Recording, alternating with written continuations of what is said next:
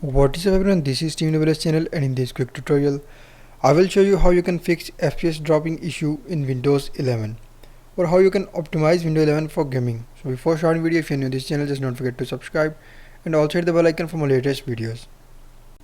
To fix FPS dropping and lag issue in Windows 11, first of all you just need to open search menu and then follow every single step as I'm showing you in this video.